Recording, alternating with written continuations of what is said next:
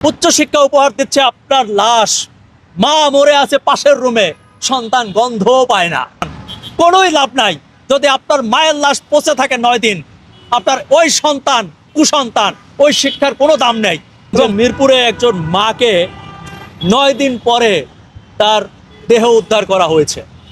তার শরীরটা পচে গেছে, তার শরীরের মাংসগুলো হাড় থেকে আলাদা হয়ে গেছে এবং সেটি পোকায় খাচ্ছে, কিলবিল করছে পোকা।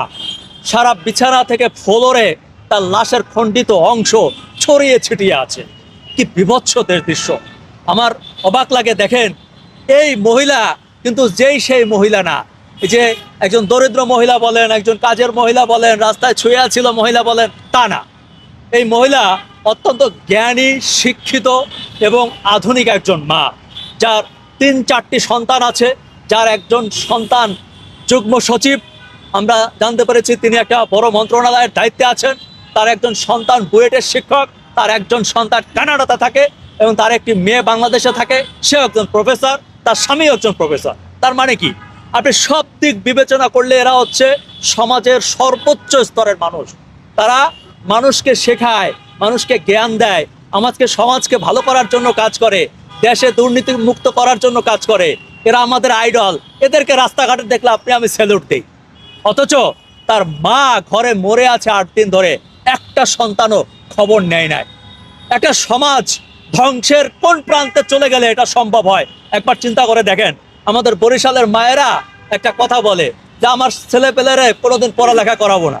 তা চিন্তা করলাম, চাচি কেন আপনার পোলারে পড়ালেখা করাবেন না কেন? পোলায় যদি পড়ালেখা করে তাইলে আমাকে সাইরা ঢাকা চলে যাবে, বিদেশ চলে যাবে, ডাক্তার ইঞ্জিনিয়ার প্রফেসর হয়ে যাবে, আমাকে আর খোঁজ খবর নেবে না, আমাকে কবরের কাছেও যাবে না, মরিয়া থাকলেও দেখবে না। তার চাইতে আমার পোলায় আমার সামনে ভ্যান চালাইবে, বাজারে আইবে যাইবে, আমি চোখের সামনে দেখবো যে আমার পোলায় ভ্যান চালায়। আমি বরিশালের ওই চাচি এদের বক্তব্য শুনে বুঝতাম যে আসলে এরা সঠিক কথাটাই বলতো। কোনো সন্তানকে আপনি যে উচ্চশিক্ষিত করবেন, আজকে উচ্চশিক্ষা আমাদেরকে কি দিচ্ছে? উচ্চশিক্ষা উপহার দিচ্ছে আপনার লাশ, মা মরে আছে পাশের রুমে, সন্তান গন্ধও পায় না।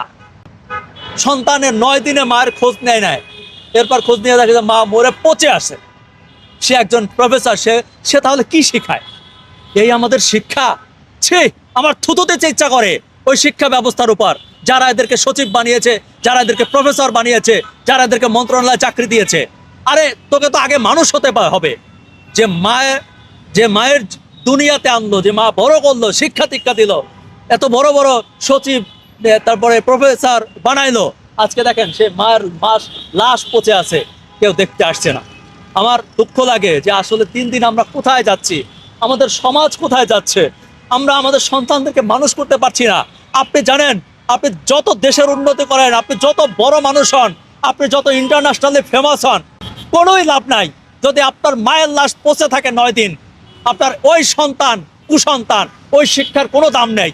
এবং বাংলাদেশে এরকম কুসন্তান লাখ লাখ পয়দা হচ্ছে প্রতিদিন। এটা আমাদের সামাজিক অপক্ষয়। এবং যতদিন আমরা মানুষ হিসাবে মানুষ না হব, এটার কোনো সমাধানও নাই।